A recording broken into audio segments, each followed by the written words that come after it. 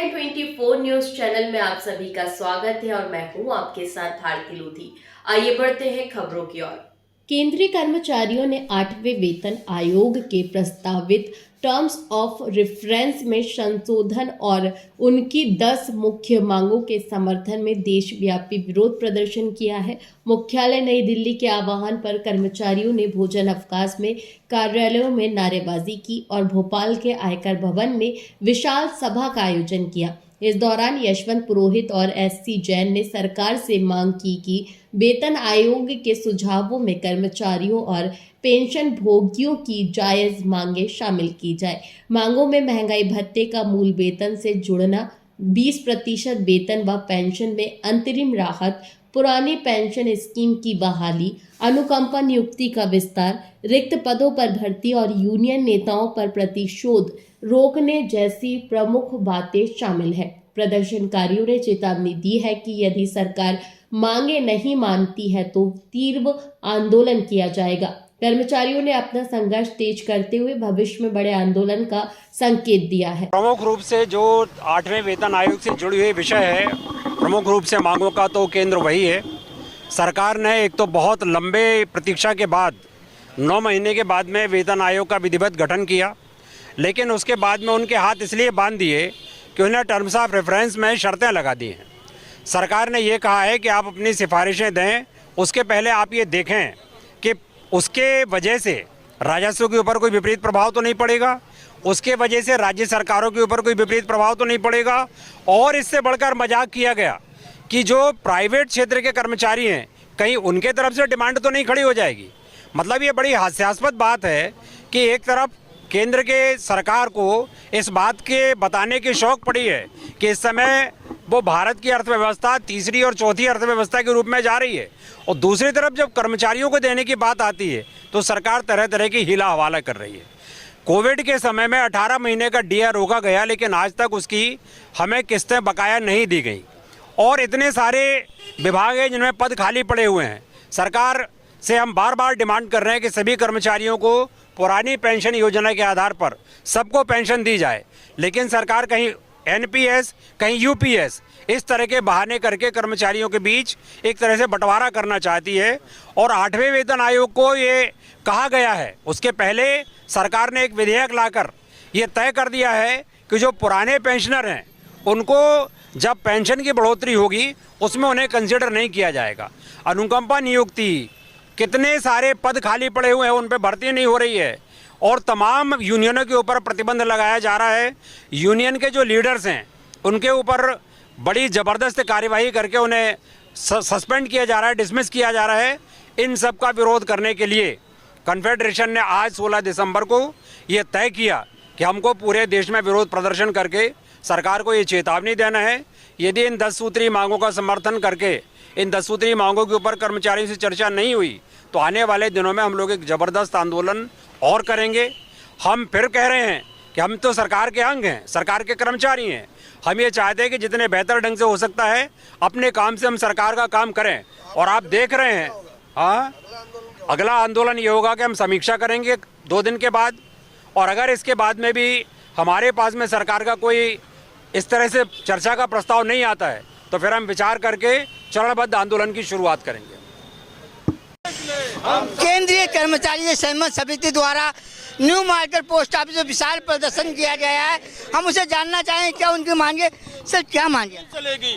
मांगे हमारी बहुत ज़्यादा नहीं है।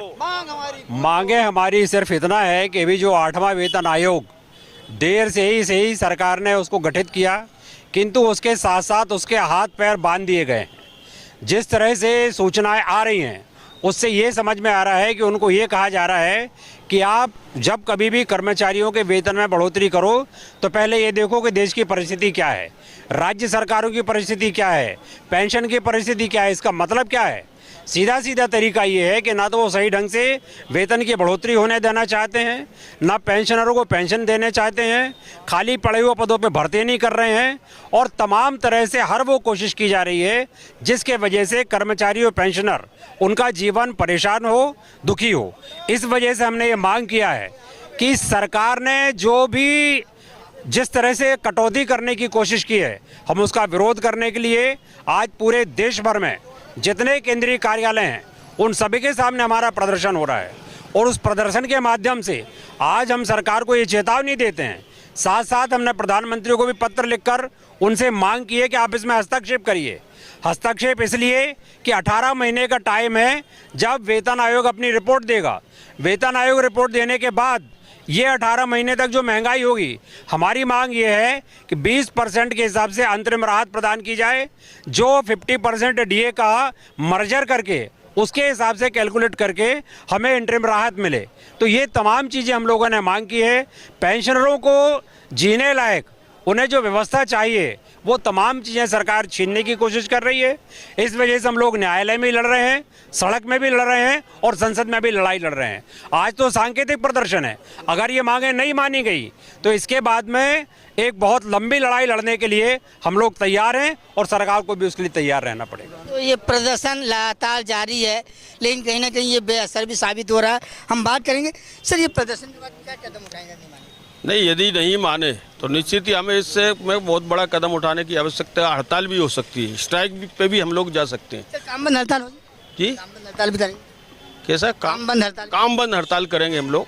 पहले भी हम लोगों ने मजबूरी में की है, लेकिन हम सरकार को चेतावनी देना चाहते हैं कि भाई आप जो जिस तरह का वेतन आयोग आपने गठित किया, लेकिन उसको 18 महीने बाद जब वो रिपोर्ट देगा, 27 महीने मतलब 2027 में रिपोर्ट आएगी, जबकि रिपोर्ट 1/1/26 से लागू होना है। इसलिए यदि विलम्ब हो रहा है तो जैसा कि कॉमरेड ने बताया कि 20% हमको अंतिम राहत मिलने चाहिए। और एक दूसरा भी 2025 में जो मार्च 2025 में बिल लेके आए हैं कि जो 8वां वेतन आयोग आएगा उसमें पेंशनर लोगों का बिल्कुल कोई संशोधन नहीं होगा। दिसंबर 2025 तक के जो पेंशनर हैं उनका अभी तक जितने भी वेतन आयोग आए उनमें हमेशा पेंशनरों का भी पेंशन को संशोधित करते थे, चेंज करते थे, बदलाव करते थे। लेकिन अभी जो निर्णय लिया है वो बहुत ही खतरनाक है कि कभी भी वो कहते हैं कि पेंशन को कोई रिवाइज नहीं किया जाएगा। इसका भारी विरोध है और उसमें हम लोग सुप्रीम कोर्ट में भी जा चुके हैं निश्चित ही, और सरकार कोई जवाब देना नहीं चाहती। इसलिए जो तमाम जो मुद्दे हैं, हमारा कोविड टाइम का 3 किस्तें हमारी डीए की रोक के रखी गई हैं, उनका हमारा कहना है कि उनको भुगतान किया जाए। जब हर चीज़ चल रही है तो सर डीआरई क्यों कर्मचारियों को रोक के रखा है पेंशनरों का? तो ये हमारी पुरानी पेंशन जो है हमारी, उसका हम यूपीएस से हमारे कोई भी संतुष्ट नहीं है। पहले एनपीएस थी, अभी यूपीएस लेके आए। आपने देखा होगा कोई भी किसी ने ऑप्शन नहीं दिया है। इसलिए हमारा उसमें निवेदन है कि पुरानी पेंशन ही लागू किया जाए। ये हमारा प्रमुख मुद्दा है। इसके लिए हम जरूर इसके लिए आंदोलन करेंगे और वक्त पड़ा तो निश्चित ही हड़ताल भी करेंगे हम लोग। कर्मचारियों की बड़ी समस्या है, सरकार ध्यान नहीं दे रही और सरकार इन्हीं कर्मचारियों दम पर वाहवाही तो लूटती है, लेकिन जब कर्मचारियों की हितैषी की बात आती है तो सरकार खामोशी ओढ़ लेती है। आखिर ये कर्मचारी जाए तो जाए कहाँ? प्रदर्शन करने का इनका अधिकार भी जो था वो 44 अभी 4 जो धाराएं लागू करी सरकार ने, उससे ये प्रदर्शन भी नहीं कर पाएंगे। आने वाले समय में कर्मचारी सिर्फ मजदूर और गुलामी की जंजीर में जकड़े हुए नजर आएंगे और जैसी सरकार या उद्योगपति चाहेगा वैसे इन्हें 12 से 24 घंटे काम करना पड़ेगा। जो कानून सरकार अभी लेके आई है वो बड़ा दयनीय और बड़ा अजीब कानून है, जो उद्योगपति लिए काम कर रहे हैं, मजदूरों के लिए, कर्मचारियों के हितैषी कानून नहीं है। इसका भी लगातार देश विरोध हो रहा है और सुबह से आज भोपाल की राजधानी में ये प्रदर्शन जारी है, लेकिन कोई भी सरकार का नुमाइंदा या बड़ा अधिकारी इनके पास ज्ञापन लेने, इनकी समस्या लेने नहीं पहुंचाती। क्या वजह है जो सरकार इन कर्मचारियों पर ध्यान नहीं दे रही? ये बड़ा सवाल उठकर आता है कि सरकार इन कर्मचारियों की वाहवाही तो मंच से, माला से करती है, लेकिन जब समस्या की बात आती है तो चुप्पी सान लेती है। सरकार को ऐसे संवेदनशील मुद्दे पर बाहर आना चाहिए और इन कर्मचारियों से बात करके इनकी समस्या समाधान करना चाहिए। भोपाल से रविशंकर शमशेर साथ में संतोष योगी, भोपाल।